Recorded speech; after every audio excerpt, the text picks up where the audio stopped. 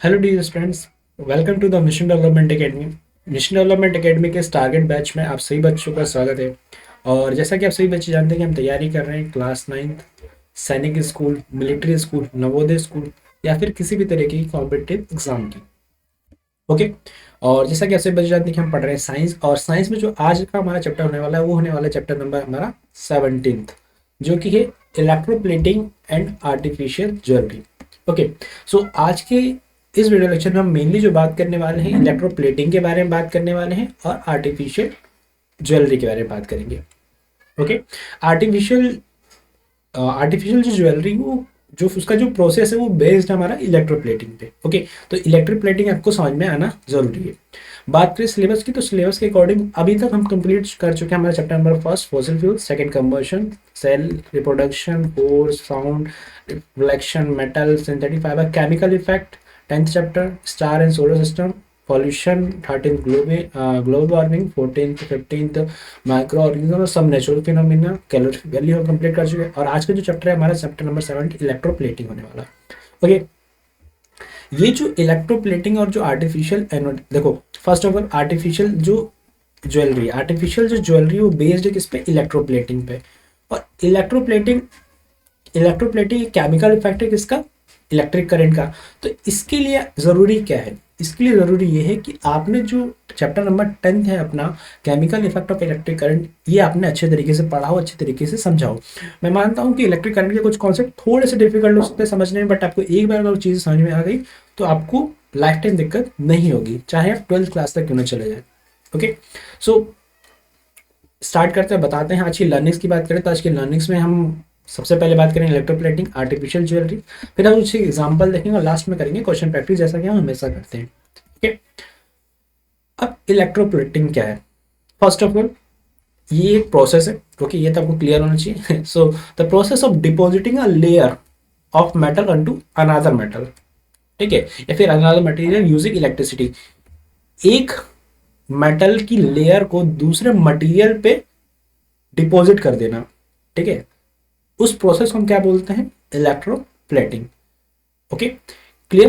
तो इलेक्ट्रोप्लेटिंग क्या है, एक प्रोसेस है जिससे हम क्या कर रहे हैं, एक मटेरियल की लेयर को, एक मेटल की लेयर को दूसरे मटेरियल पे डिपॉजिट करते रहे। फॉर एग्जांपल हमने सिल्वर के ऊपर गोल्ड की एक लेयर चढ़ा दी, कॉपर के ऊपर हमने सिल्वर की लेयर चढ़ा दी, ठीक है, आयरन के ऊपर टिन की लेयर चढ़ा दी। इस तरीके से हमने क्या किया, एक मेटल के ऊपर दूसरे मेटल की हमने लेयर चढ़ा दी। इसी प्रोसेस को क्या बोलते हैं हम लोग, इलेक्ट्रोप्लेटिंग। गैल्वेनाइजेशन भी मैं आपको बता चुका हूँ कि हम लोग आयरन के ऊपर किसकी कोटिंग कर देते हैं, जिंक की कोटिंग कर देते हैं, क्यों, उसको कोरोजन से बचाने के लिए। तो भी एक एग्जाम्पल है किसका, इलेक्ट्रोप्लेटिंग का। ओके। सो इलेक्ट्रोप्लेटिंग को किसने डिस्कवर किया था, इन 1800 विलियम निकोलसन, ठीक है, विलियम निकोलसन ने डिस्कवर किया था बाय पासिंग करंट इलेक्ट्रिसिटी, ठीक है, इलेक्ट्रिक करंट उन्होंने पास किया था थ्रू अ सॉल्यूशन, जिसमें उन्होंने दो मेटल को रखा था और एक मेटल जो हुआ दूसरे मेटल पे क्या हो गया, डिपॉजिट हो गया। ओके। इन्होंने इस चीज को कैसे प्रोड्यूस, इस चीज को कैसे आइडेंटिफाई किया, क्योंकि इन्होंने जब क्या किया, वाटर यूज किया था उन्होंने, इलेक्ट्रोलाइटिक सॉल्यूशन, वाटर यूज किया था, हाइड्रोजन और ऑक्सीजन। तो उन्होंने देखा कि जब मैंने इलेक्ट्रिसिटी पास की थ्रू थ्रू इलेक्ट्रोलाइटिक सॉल्यूशन यानी कि पानी के थ्रू, तो उसमें क्या देखने को मिला कि एक साइड से उनको हाइड्रोजन गैस निकलते हुए मिली एंड दूसरी साइड से उनको क्या देखने को मिला, ऑक्सीजन गैस के बबल्स देखने को मिले। तो उन्होंने इसी कॉन्सेप्ट को यूज किया फॉर इलेक्ट्रोप्लेटिंग। ओके। तो chemical effect of electric plating की बात करें तो अगर कोई इलेक्ट्रोलाइट है तो वहाँ पे गैस के बबल्स बनते हैं, ठीक है, ऑन इलेक्ट्रोलाइट्स। फॉर एग्जाम्पल हमने यहाँ पे जो सॉल्यूशन रखा है वो क्या रखा है, H2O रखा है, और हमें पता होता है कि वाटर जो है H2O किससे मिलकर बना होता है, वो मिलकर बना होता है हाइड्रोजन से प्लस ऑक्सीजन से, ठीक है। तो ये जो वो पानी टूट गया और अलग अलग फॉर्म में हाइड्रोजन और ऑक्सीजन की गैस के फॉर्म में रिलीज हो, क्योंकि H2O गैस के फॉर्म में प्रेजेंट होती है और ऑक्सीजन भी गैस के फॉर्म में प्रेजेंट होती है। ओके।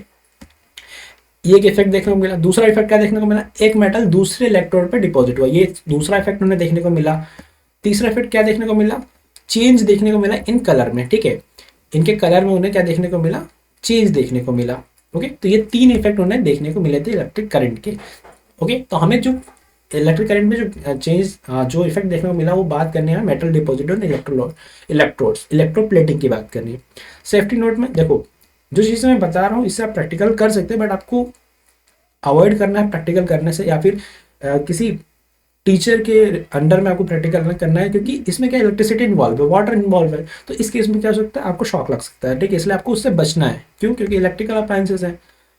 ओके, तो सेफ्टी नोट की बात हो गई, क्लियर। नाउ जो मेन बात आती है वो इलेक्ट्रोप्लेटिंग की बात आती है। इलेक्ट्रोप्लेटिंग की हम बात ऑलरेडी हम chemical effect of electric current में हम कर चुके हैं, बट यहाँ थोड़ा और डीप में समझते हैं। हमें समझ में आ चुका है कि इलेक्ट्रोप्लेटिंग एक प्रोसेस जिसपे हम क्या कर रहे हैं, एक मेटल की लेयर को दूसरे मेटल पे या दूसरे मटेरियल पे हम क्या कर रहे हैं, डिपोजिट कर दे रहे हैं। ओके, अब इसमें दो चीजें इन्वॉल्व है। ठीक है, पहला तो बेस मेटल, ठीक है, बेस मेटल जिसपे हम मेटल को डिपॉजिट करने वाले हैं। ठीक है, और प्लेटिंग मेटल यानी कि जिसको हम डिपॉजिट करने वाले हैं। फॉर एग्जांपल अगर मैं सिल्वर के ऊपर गोल्ड की प्लेटिंग करने वाला हूं, तो सिल्वर हमारे लिए क्या हो जाएगा, एक बेस मेटल हो जाएगा, और प्लेटिंग मेटल हमारे लिए क्या हो जाएगा, गोल्ड हो जाएगा। वैसे ही मान लेते हैं मैं कॉपर के ऊपर कॉपर के ऊपर सिल्वर की प्लेटिंग करना चाहता हूं, तो कॉपर हमारे लिए क्या हो जाएगा, बेस मेटल हो जाएगा। प्लेटिंग मेटल क्या हो जाएगा, सिल्वर हो जाएगा। सिंपल, तो बेस मेटल प्लेटिंग मेटल आपको क्लियर हो गया। ठीक है, लास्ट में हमने क्या करना है, सिलेक्शन करना है, ठीक, कि उसकी प्रॉपर्टी की बेसिस पे। ओके, जैसे हमें शाइनी लस्ट्रस बनाना है किसी ऑब्जेक्ट को, तो हमने क्या किया, गोल्ड और सिल्वर की प्लेटिंग कर दी। हमें कोरोजन से बचाना है तो हमने जिंक की प्लेटिंग कर दी। ओके, हमें उसको स्क्रैच प्रूफ बनाना था तो हमने क्रोमियम की प्लेटिंग कर दी। तो ये सिलेक्शन भी हमें बेस्ड होता है कि हमें किस तरीके से कैसा मेटल बनाना, कैसी प्रॉपर्टी हमें चाहिए पर्टिकुलर उस ऑब्जेक्ट के अंदर, उस हिसाब से हम क्या करते हैं, मेटल का सिलेक्शन करते हैं और उसको फिर हम लोग इलेक्ट्रोप्लेट करते हैं। ओके, नाउ इसके लिए क्या करना पड़ता है, सबसे पहले सरफेस प्रिपरेशन। ठीक है, सबसे पहले उसको क्या करेंगे, मेटल को चूज करना, उसको साफ करना, ठीक है, उसको डिग्रीज करना, ठीक है, उस पर उसको क्लीन करेंगे, उसके ऊपर अगर कोई ऑयली सब्सटेंस को निकाल देंगे, उसके ऊपर कोई इंप्योरिटी लगी हुई है उस मेटल के प्लेट को, उसको साफ करेंगे। ठीक है, सबसे पहले क्या करेंगे, हम सरफेस प्रिपरेशन करेंगे बेस मेटल का। ओके, फिर हम क्या करेंगे, बेस मेटल का हमने सरफेस प्रिपरेशन कर लिया और हमने जो मेटल जिसको हम डिपॉजिट करना है उसको भी हमने साफ कर लिया। ठीक है, डिक्रीज कर लिया।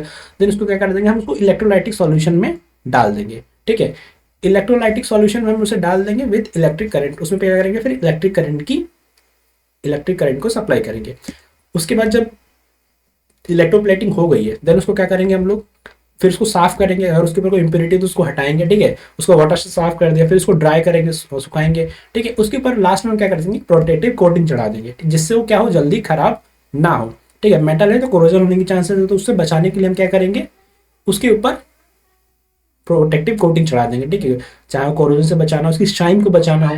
ओके, तो उसके लिए हम लोग पोस्ट ट्रीटमेंट करते हैं। तो सबसे पहले क्या करेंगे, सरफेस प्रिपरेशन करेंगे फॉर बेस मेटल और इलेक्ट्रोप्लेटेड मेटल। ठीक है, दोनों को हम लोग बना लिया, इलेक्ट्रोप्लेटिंग मेटल को बना लिया, साफ कर लिया। ठीक है, देन उसको हमने क्या किया, इमर्ज कर दिया through in the electrolytic solution. जब वो हो गया तो उसको फिर हमने निकाला, उसको साफ किया, उसको उसके ऊपर लास्ट में प्रोटेक्टिव कोटिंग की, जिससे जल्दी खराब ना हो, है ना। तो ये 3 स्टेप होती है इलेक्ट्रोप्लेटिंग में। अब इलेक्ट्रोप्लेटिंग होती क्या है उसको समझो। हमें पता चल चुका है कि मेटल जो होता है डिपॉजिट होता है इलेक्ट्रोड्स पे। ठीक है, इलेक्ट्रोड्स पे। और हमें पता है कि 2 तरीके के इलेक्ट्रोड्स होते हैं, 2 इलेक्ट्रोड्स होते हैं, एक होता है एनोड, एक होता है कैथोड। ठीक है, ये होता है, एक होता है एनोड, एक होता है कैथोड। ठीक है, एनोड जो होता है वो नेगेटिवली चार्ज होता है, कैथोड जो होता है पॉजिटिवली चार्ज होता है। किसमें, इन इलेक्ट्रोकेमिकल सेल। किसमें होता है, इलेक्ट्रोकेमिकल सेल। ध्यान से सुनना, यहां थोड़ा कंफ्यूजन आपको आ सकता है।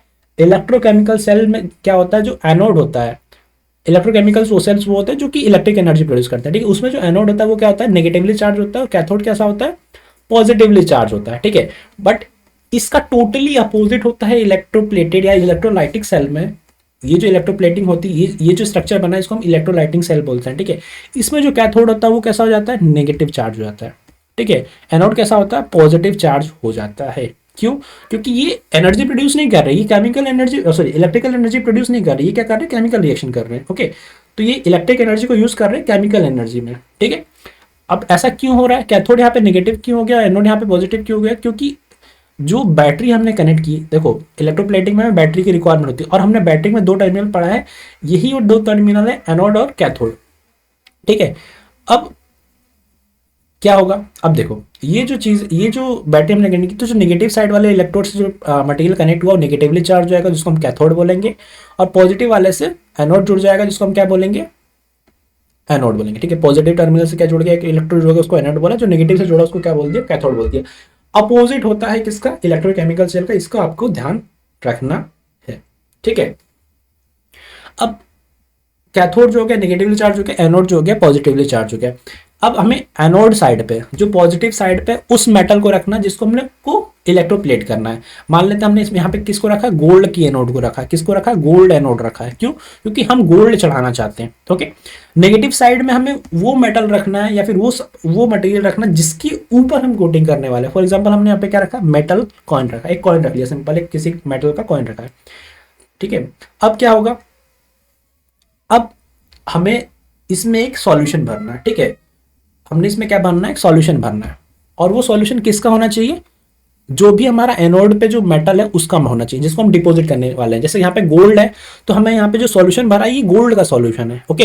अगर मैं यहाँ सिल्वर को कोट करने वाला होता तो यहाँ पे सिल्वर का मैं कोई सा इलेक्ट्रोलाइट रखता, ठीक है। बहुत सारे इलेक्ट्रोलाइट हो सकते हैं बट कोई सा भी एक इलेक्ट्रोलाइट रखता जो कि जिसके अंदर क्या प्रेजेंट हो, सिल्वर प्रेजेंट हो। फॉर एग्जाम्पल यहाँ पे हम गोल्ड की इलेक्ट्रोप्लेटिंग कर रहे हैं। इस पर्टिकुलर एग्जाम्पल में, इस पर्टिकुलर पिक्चर में हमने यहाँ पे रखा हुआ है सोडियम ओरोसाइनाइड, ठीक है। सोडियम ओरोसाइनाइड, आपको पता है होना चाहिए कि गोल्ड का जो सिंबल होता है AU का मतलब होता है ऑरम, ठीक है। तो सोडियम ओरोसाइनाइड में क्या है, मतलब क्या प्रेजेंट होगा, इसमें गोल्ड प्रेजेंट होगा, यानी कि गोल्ड का इलेक्ट्रोलाइट है, ठीक है। तो हमें यहाँ से कितनी चीज़ समझ में, कि हमें एक एनोड चाहिए, कैथोड चाहिए। एनोड वो मटेरियल होगा जो हमें इलेक्ट्रोप्लेट करने वाले, कैथोड होगा जिसपे हम करने इलेक्ट्रोप्लेटिंग करने वाले, ओके। बैटरी हमें रखनी है, ओके। और हमें चाहिए एक इलेक्ट्रोलाइटिक सॉल्यूशन, ओके। अब क्या होगा, अब देखो, अब होता है थोड़ा कंफ्यूजिंग वाला पार्ट। ये थोड़ा हाई लेवल की चीज़ है बट आपको समझने की कोशिश करना है। जैसे मान लो आपने ये जो हमारा गोल्ड है, ठीक है। गोल्ड क्या हो जाएगा, गोल्ड के ऊपर गोल्ड क्या हो जाएगा, पॉजिटिवली चार्ज हो जाएगा, ठीक है। क्यों, क्योंकि देखो सबसे पहले क्या हो रहा है, अब ध्यान से समझो। देखो यहाँ में Fe नहीं होगा और EU होगा। देखो अब क्या हुआ है, ये जो हमें इलेक्ट्रिक करंट का एक सिंपल सा फिनोमेना पता है कि जो इलेक्ट्रॉन जो फ्लो होते हैं वो फ्लो होते हैं नेगेटिव टू पॉजिटिव, ठीक है। Negative to positive, negative terminal से पॉजिटिव टर्मिनल से। यानी कि इस पर्टिकुलर डायग्राम में देखो थोड़ा कंफ्यूजिंग पार्ट हो सकता है, नहीं भी समझ रहा है तो कोई दिक्कत की बात नहीं। जो मेन कॉन्सेप्ट मैं आपको ऑलरेडी बता चुका हूँ, बट आपको जो एक्स्ट्रा समझने की कोशिश करना है वो चीज़ समझो। इलेक्ट्रॉन कैसे मूव करते हैं, जो बैटरी का नेगेटिव टर्मिनल होता है वहां से इलेक्ट्रॉन चलना स्टार्ट करते हैं और उस पूरे सर्किट में मूव करते हैं। और सर्किट ये पानी के थ्रू जुड़ा हुआ है, ये जो सॉल्यूशन इसके थ्रू जुड़ा हुआ है, और फिर इलेक्ट्रॉन मूव करते इस तरीके से पॉजिटिव टर्मिनल पे आते हैं, ठीक है। इस तरीके से क्या होता है, इलेक्ट्रॉन मूव करते हैं जिसकी वजह से क्या होता है, करंट फ्लो होता है। ये जो कॉन्सेप्ट है कि हम लोग chemical effect of electric current या इलेक्ट्रिक करंट के अंदर पढ़ चुके हैं, ठीक है। इलेक्ट्रिक करंट के अंदर हम लोग ये चीज़ें पढ़ चुके हैं, ठीक है। तो हमें पता चल गया कि जो इलेक्ट्रॉन है वो कहाँ से फ्लो हो रहा है। इलेक्ट्रॉन जो फ्लो होगा वो कहाँ से फ्लो होगा, वो फ्लो हो रहा है हमारी नेगेटिव टर्मिनल से, ठीक है। और नेगेटिव टर्मिनल से फ्लो होते होते कहाँ जा रहा है, अपने पॉजिटिव टर्मिनल पे, ठीक है। बैटरी के नेगेटिव टर्मिनल से निकल के बैटरी के पॉजिटिव टर्मिनल पे इलेक्ट्रॉन मूव कर रहा है। अब देखो ये डायरेक्टली एक दूसरे के कनेक्शन में तो है नहीं। अब क्या होगा, इलेक्ट्रिसिटी प्रोवाइड करना है और हमने बैटरी लगा दी, बैटरी का काम है इलेक्ट्रिसिटी प्रोवाइड करना, तो वो तो अपना काम करेगी। तो अब क्या करेगी, ये जो इलेक्ट्रॉन है वो किससे ले लेगी, गोल्ड से। तो जो हमारा गोल्ड है वो हमारा क्या करेगा, वो हमारा क्या करेगा, इलेक्ट्रॉन लूज कर देगा, ठीक है। ये क्या कर देगा, इलेक्ट्रॉन को लूज कर देगा, ठीक है।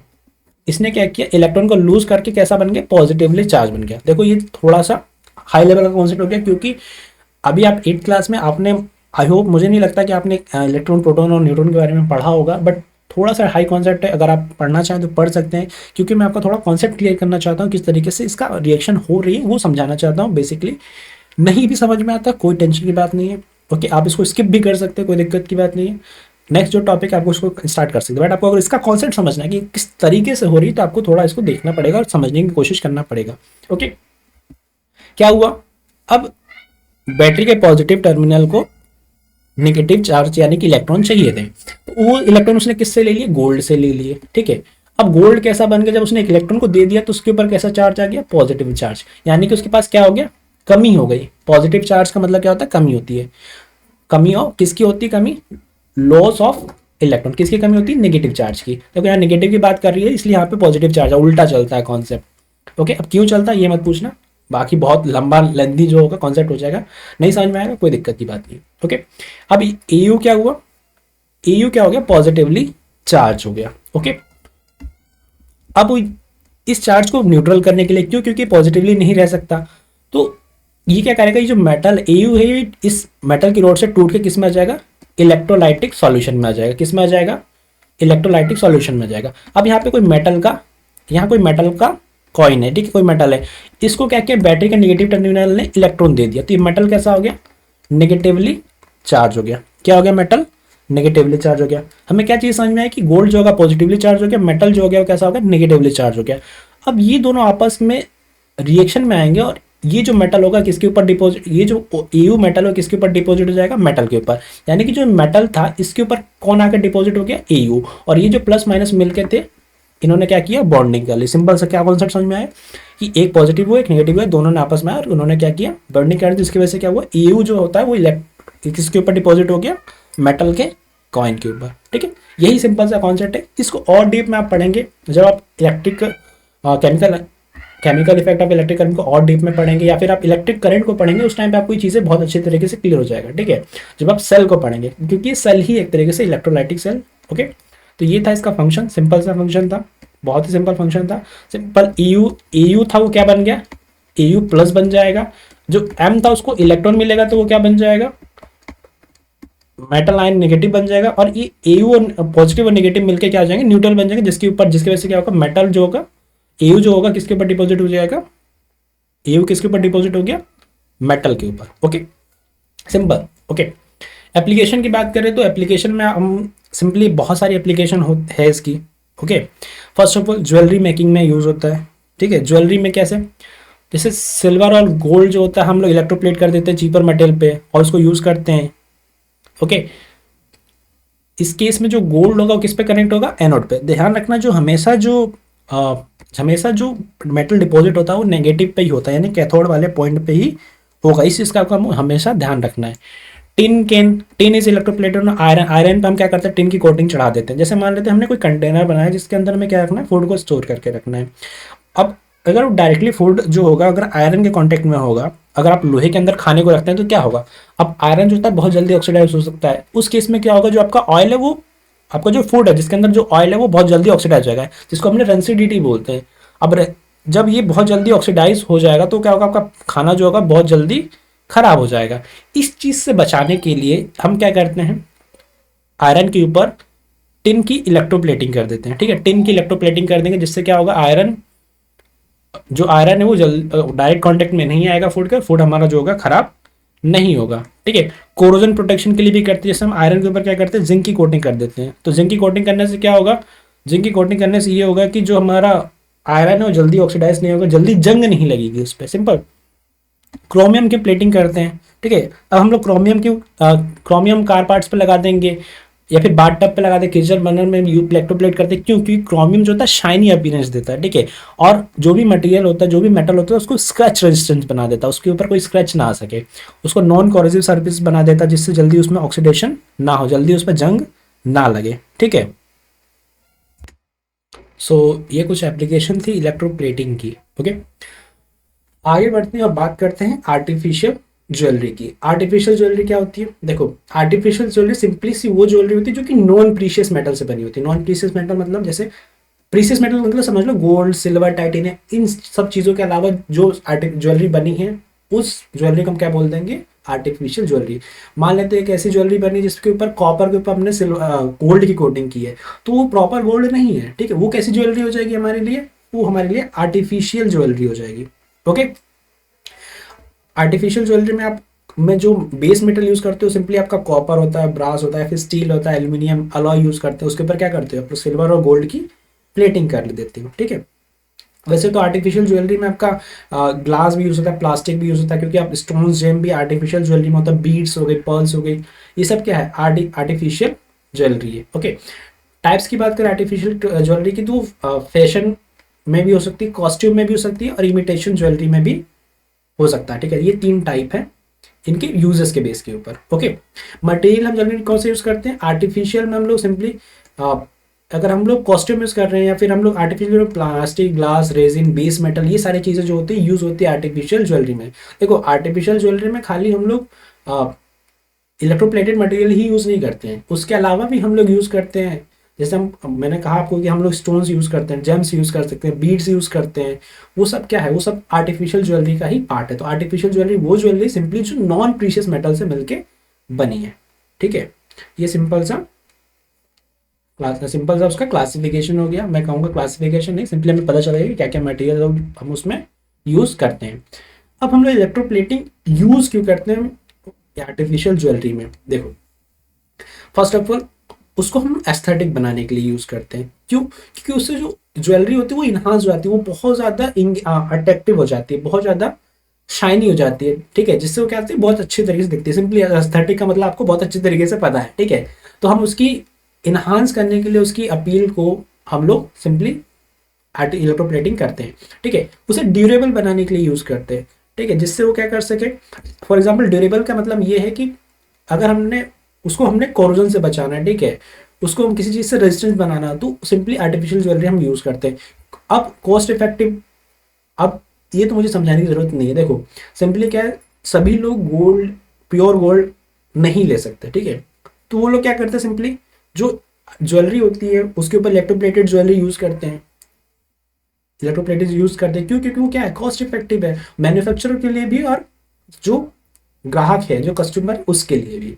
ओके, क्या क्या इशू आते हैं और उसके क्या क्या सॉल्यूशन, उसकी बात करते हैं। जैसे मान लेते हैं हमने क्या किया, इलेक्ट्रोप्लेटिंग की एक मेटल के ऊपर दूसरे मेटल को चढ़ा दिया, बट क्या होगा, समटाइम वो जो मेटल होगा वो अच्छी तरीके से एक दूसरे से नहीं जुड़ पाएंगे। ठीक है, तो हमें क्या करना पड़ेगा, सिंपली उसका जो सरफेस उसको अच्छी तरीके से साफ करना है कि जिससे जो दूसरा मटेरियल अच्छे तरीके से उस पर डिपॉजिट हो पाए। ठीक है, और अच्छे से प्रोसेस करनी है जो इलेक्ट्रोप्लेटिंग की, जिससे जो होगा प्योर एडिशन, मतलब एडिशन को हम स्ट्रॉन्ग कर सकें। ओके, अनइवन थिकनिंग हो सकती है। अब एक मेटल को हमने दूसरे मेटल को हमने चढ़ाया, तो उसके ऊपर क्या हो सकता है कि बहुत सारे फैक्टर, जैसे जो हमारी बैटरी उसका पोटेंशियल ऊपर नीचे हो गया। ठीक है, और इलेक्ट्रोड जो होगी उसकी प्लेसमेंट ऊपर नीचे हो गई, तो क्या होगा, इलेक्ट्रोलाइट जो होंगे, इलेक्ट्रोलाइट के ऊपर जब इलेक्ट्रोलाइटिक कंपोजिशन, या फिर मैं कहूँ सिंपली जो मेटल होगा जब डिपॉजिट होगा उस दूसरे मेटल पे, तो वो अनइवन होगा, कहीं मोटा हो जाएगा, कहीं पतला हो जाएगा। सिंपली ये प्रॉब्लम हो सकती है। इसको हम क्या कर सकते हैं, सिंपली कैसे ठीक कर सकते हैं, उनको अच्छे तरीके से एडजस्ट करके प्रॉपर इलेक्ट्रोलाइटिक सॉल्यूशन यूज करके। ओके, उससे क्या होगा, जो उसकी अनइवन थिकनिंग है वो उसकी कंट्रोल हो जाएगी। ठीक है, प्रॉपर हमें थिकनिंग देखने को मिलेगी। पिटिंग देखने को मिल सकता है, गड्ढे पड़ जाते हैं, और जो हमने मेटल डिपॉजिट किया उसमें गड्ढे देखने को मिल रहे हैं। क्यों? क्योंकि उसको हम कैसे दूर कर सकते हैं, क्योंकि उसमें हम हाई क्वालिटी केमिकल्स यूज करेंगे, ऐसे केमिकल्स यूज करेंगे जिसमें बिल्कुल भी इम्प्योरिटी ना हो। ठीक है, फिल्ट्रेशन सिस्टम हम यूज कर सकते हैं जिससे हम उस सारी इम्प्योरिटी को हम अलग कर सकें। तो उससे क्या होगा, उस मटेरियल के ऊपर गड्ढे नहीं पड़ेंगे। ठीक है, पिटिंग नहीं होगी। टार्निशिंग हो जाता है, क्यों? जो ज्वेलरी होती है वो अपना शाइन जो होता है लूज कर देती है। जैसे मान लो जो भी आर्टिफिशियल ज्वेलरी होती है कुछ टाइम के बाद क्या होता है, शाइन जो होता है अपना यूज कर लेती है, तो उसके ऊपर हमें क्या करना पड़ता है, एंटी टार्निश कोटिंग करनी पड़ती है, जिससे क्या होता है उसकी जो शाइनिंग है वो हमेशा के लिए रहती है। मतलब हमेशा के लिए तो मैं नहीं कहूँगा, बट लॉन्ग टाइम के लिए वो रहती है। ठीक है, और उससे ऑक्सीडेशन भी रुक जाता है, स्लो हो जाता है, मैं कहूँगा। ओके, सो ये था आज हमारा टॉपिक, जो कि था electroplating in artificial jewellery. Electroplating जो मेन टॉपिक था वो आपको अच्छे तरीके से क्लियर हो गया। इलेक्ट्रोप्लेटिंग का मैंने आपको बेसिक भी समझा दिया। ओके, नाउ अब आते हैं क्वेश्चन प्रैक्टिस पे। और क्वेश्चन प्रैक्टिस में सबसे फर्स्ट जो क्वेश्चन आज का हमारा है वो है व्हाट इज इलेक्ट्रोप्लेटिंग। देखो, अब पूरी माथापच्ची आज हमने इलेक्ट्रोप्लेटिंग को समझने में किया है, तो आपको पता होना चाहिए इलेक्ट्रोप्लेटिंग क्या है। ऑप्शन नंबर बी देख के आप बता सकते हैं। फर्स्ट ऑफ ऑल पहले देखते हैं, painting a metal surface with colour, नहीं। Depositing a layer of metal onto another metal using electricity, yes। Option number B हमारा यहाँ पे करेक्ट है। Heating metal until it melt, नहीं, मेल्टिंग अलग प्रोसेस है। Mixing different metal to form alloy अलग process है। Okay, so option number B हमारे यहाँ पे क्या हो जाएगा, परफेक्ट हो जाएगा, करेक्ट हो जाएगा। ओके, नेक्स्ट क्वेश्चन है, which scientist discovered that electric current can cause chemical changes in water. कौन से साइंटिस्ट ने डिस्कवर किया था कि इलेक्ट्रिक करंट केमिकल चेंजेस कर सकता है। ठीक है, सिंपली साइंटिस्ट का नाम बताना है, तो वो थे Michael Faraday, Isaac Newton, William Nicholson या अल्बर्ट आइंस्टाइन। इनमें से कौन सा ऑप्शन होगा? तो मैं आपको बता चुका हूँ कि William Nicholson, option number C हमारा यहाँ पे करेक्ट है, इन 1800। ओके, नेक्स्ट क्वेश्चन है which of the following is a not common base and metal use in electroplating. और इसमें से कौन सा कॉमन बेस नहीं है, कॉमन बेस मेटल नहीं। अब बेस मेटल को पता होना चाहिए जिसके ऊपर हम इलेक्ट्रोप्लेटिंग करने वाले हैं। तो जनरली हम क्या यूज करते हैं, हम लोग यूज करते हैं कॉपर, ब्रास एंड निकल। और कौन सा मेटल हम यूज नहीं करते, वो है गोल्ड। गोल्ड हम इलेक्ट्रोप्लेटेड यूज करते हैं, इलेक्ट्रोप्लेटिंग मटेरियल है। ओके, ऑप्शन नंबर सी है हमारा, जो कि कॉमन बेस मेटल नहीं है। Okay, in this process which terminal is the jewellery object to be plated connected to. ठीक है, बहुत ही सिंपल क्वेश्चन हमसे पूछा गया है कि हम इलेक्ट्रोप्लेटिंग मतलब सिंपली इलेक्ट्रोप्लेटिंग प्रोसेस में जो ज्वेलरी है उसको किस टर्मिनल पे कनेक्ट करते हैं। अब हमें क्या करना है, ज्वेलरी के ऊपर एक मेटल को डिपॉजिट करना है। ठीक है, ज्वेलरी के ऊपर एक मेटल को डिपॉजिट करना है। तो हमें पता है कि जो मेटल होता है हमेशा कौन से टर्मिनल पे जाके डिपॉजिट होगा, कैथोड पे। तो हमें ज्वेलरी को किस पे कनेक्ट करना पड़ेगा, कैथोड पे करना पड़ेगा। ओके, तो ऑप्शन नंबर जो बी है हमारा यहाँ पे करेक्ट हो जाएगा। Okay, why is chromium plating use on car parts and bicycle handle bars. क्यों होती chromium plating, in weight increase करने के लिए नहीं, इसका कोई फायदा नहीं है। वाटर प्रूफ बनाने के लिए नहीं। To provide a shiny scratch resistance non corrosive surface. Option number जो बी सी है हमारा यहाँ पे करेक्ट हो जाएगा। क्रोमियम यूज इसलिए यूज करते हैं क्योंकि वो जो मटेरियल होगा उसको शाइनी देगा, शाइन प्रोवाइड करेगा, स्क्रैच रेजिस्टेंट बना देगा, नॉन कोरोसिव सरफेस देगा, जिससे क्या होगा उसकी जंग नहीं लगेगी। ठीक है, ऑप्शन नंबर सी हमारा यहाँ पे करेक्ट है। To reduce the cost of manufacturing, नहीं, बिल्कुल नहीं।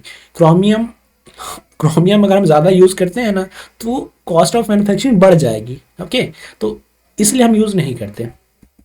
इलेक्ट्रोप्लेट हम करते हैं क्योंकि उससे होता है क्या होता है, कॉस्ट ऑफ मैन्युफैक्चरिंग घट जाती है। Okay, which of the following material is commonly use for electroplating artificial jewellery. कौन सा कॉमनली मेटल हम यूज करते हैं, हम लोग जनरली यूज करते हैं गोल्ड। गोल्ड को हम इलेक्ट्रोप्लेट करते हैं। ठीक है, इलेक्ट्रोप्लेटिंग में यूज होता है गोल्ड, ऑप्शन नंबर बी। और उसको हम अलग अलग मेटल के ऊपर, बेस मेटल के ऊपर डिपॉजिट करते हैं। Okay, option why is tin electroplated on iron to make tin cans. ठीक है, आपने टिन कैंस देखे हैं, तो उसमें क्या होता है, आयरन के ऊपर हम लोग टिन की इलेक्ट्रोप्लेटिंग कर देते हैं। तो उससे क्या होता है, उसको हेवियर बनाने के लिए नहीं। टू इम्प्रूव टेस्ट, नहीं, इससे टेस्ट का कोई लेना देना नहीं है। To prevent food from reacting with iron, yes, iron के कांटेक्ट में आके फूड जो होगा रिएक्शन शुरू कर सकता है। इसी को प्रिवेंट करने के लिए हम लोग क्या करते हैं, टिन को इलेक्ट्रोप्लेट करते हैं। ऑप्शन नंबर सी ही जो हमारा हो जाएगा करेक्ट हो जाएगा। To make the can softer, ऐसा भी नहीं है। ओके, उसके दूसरे तरीके भी हो सकते हैं, बट टिन हम इसलिए यूज करते हैं क्योंकि उससे हमें रिएक्शन को रोकना होता है। Now what is the major advantage of electroplating artificial jewellery. क्या है major advantage, it make jewellery heavier, नहीं, ये तो एडवांटेज ही नहीं हुआ। It enhance appearance, yes, appearance enhance करता है। ड्यूरेबिलिटी, यस, ड्यूरेबिलिटी बढ़ाता है। ऑप्शन नंबर बी हमारे यहाँ पे करेक्ट। और कोई ऑप्शन हो सकता है क्या, नहीं। It reduce the price of gold, नहीं, इससे प्राइस ऑफ गोल्ड नहीं घटता। ठीक है, it remove rust from jewellery, नहीं, रस्ट ज्वेलरी से रिमूव नहीं करेगा, ये ज्वेलरी के ऊपर कोट करता है। ओके, तो दोनों में डिफरेंस है। तो ऑप्शन नंबर जो बी है हमारा करेक्ट है, बाकी ऑप्शन गलत है मेरे। Okay, which of the following is not a problem face during electroplating. इसमें से ऐसी कौन सी प्रॉब्लम है जो हमें देखने को नहीं मिलती इलेक्ट्रोप्लेटिंग की। पुअर एडिशन, यस, देखने को मिलता है। समटाइम क्या होगा, जो मेटल होगा अच्छी तरीके से डिपॉजिट नहीं हो पाएगा, अच्छी तरीके से जुड़ नहीं पाएगा। अनइवन थिकनिंग देखने को मिल सकती है, पिटिंग देखने को पड़ सकता है, गड्ढे पड़ गए। ठीक है, मेल्टिंग ऑफ ज्वेलरी, यस, इसका कोई लेना देना नहीं है इलेक्ट्रोप्लेटिंग से। ऑप्शन नंबर डी जो है हमारा यहाँ पे सही आंसर है। ठीक है, डी हमारा क्या हो जाएगा, सही आंसर। ये प्रॉब्लम में देखने को नहीं मिलती, मेल्टिंग ऑफ ज्वेलरी मेल्ट नहीं होता है, सिंपली जो इलेक्ट्रोप्लेटिंग मटेरियल होता है वो मेल्ट होता है। मेल्ट भी नहीं होता, वो डिसइंटीग्रेट होता है। Okay, why is artificial jewellery electroplated with precious metal. Electroplated क्यों आर्टिफिशियल ज्वेलरी को हम प्रीसियस मेटल से इलेक्ट्रोप्लेट करते हैं, उसकी ड्यूरेबिलिटी और prevent tarnishing, it make it expensive, to remove metal impurity, to make it non conductive. Option number A ही हमारा करेक्ट है, ऑप्शन नंबर ए। ठीक है, to improve durability and prevent tarnishing, उससे क्या होता है वो मजबूत हो जाता है मेटल। और उससे जो टार्निशिंग क्या होता है, टार्निशिंग सिंपल मतलब क्या है कि वो अपनी शाइनिंग को होल्ड करके रखता है। ठीक है, वो जल्दी शाइनिंग को लूज नहीं करता। सो ये था आज का हमारा चैप्टर जो कि है इलेक्ट्रोप्लेटिंग एंड आर्टिफिशियल ज्वेलरी। वैसे तो हम इस चीज़ को पढ़ चुके थे ऑलरेडी 10th चैप्टर में, बट हमने और डिटेल पढ़ लिया। ठीक है, इसके बाद का कुछ भी मेरे हिसाब से नहीं आने वाला है आपके एग्जाम में। ओके, सो एट लास्ट अगर कोई बच्चा हमारे साथ जुड़ना चाहता है, सिंपली प्ले स्टोर पे जाके हमारी एप्लीकेशन को डाउनलोड कर सकता है। सिंपली उसको सर्च करना है TMD Academy, सिंपली आपको डाउनलोड कर लेना है प्ले स्टोर पे। इन केस आपको कोई प्रॉब्लम होती है तो आप QR कोड को स्कैन कर सकते हैं, या फिर सिंपली आप गूगल पर सर्च कर सकते हैं TMD Academy और एप्लीकेशन को डाउनलोड करके हमारे साथ जुड़ सकते हैं। अब जो बच्चे हमारे साथ जुड़ के तैयारी करना चाहते हैं, सैनिक school, military school, Navodaya school या फिर बोर्ड एग्जाम की भी तैयारी करना चाहते हैं, वो हमारे मेंटरशिप प्रोग्राम में जुड़ सकते हैं। उसमें क्या होगा, आपकी वीकली टेस्ट लेंगे, ठीक है, आपको सिलेबस का एनालाइज किया जाएगा, डाउट क्लियरेंस मेथड है कि आपको अगर कोई डाउट आता है तो सिंपली आपको डाउट क्लियर किया जाएगा। देखो, कहने की बात यह है कि अगर मैं कोई चीज़ समझा रहा हूँ, ठीक है, उसके नोट्स भी दे दूंगा, तो सिंपली क्या होगा, आप पढ़ लोगे, बट आपको कोई डाउट आया तो आपको प्रॉब्लम होगी, आपको समझने में दिक्कत होगी, तो उस चीज़ का सॉल्यूशन आपको मेंटरशिप प्रोग्राम में देखने को मिलता है। ठीक है, आपकी डे वाइज चेकिंग होगी कि आप किस तरीके से अपना वर्क कर रहे हैं कि नहीं कर रहे हैं। ठीक है, फिर उसके हिसाब से आपको टेस्ट दिया जाएगा और टेस्ट के हिसाब से आपकी पोजीशंस को दिया जाएगा। ओके, सो मेंटरशिप प्रोग्राम में जुड़ने के लिए आप हमें डायरेक्टली कांटेक्ट कर सकते हैं, एप्लीकेशन को डाउनलोड कीजिए। ओके, और अगर कोई बच्चा जो कि फ्यूचर में तैयारी करना चाहता है या 2026, 27, 28, 29 जब भी तैयारी करना चाहता है और अभी से फाउंडेशन अपना मजबूत करना चाहता है, तो वो हमारे फाउंडेशन बैच में भी जुड़ सकता है, जो कि जल्दी स्टार्ट होने वाला है। ओके, सो सिंपली जल्द से जल्द डाउनलोड कीजिए TMD अकेडमी और हमारे साथ जुड़िए। So that's all for today. So thanks for giving your precious time at the last. Thank you so much.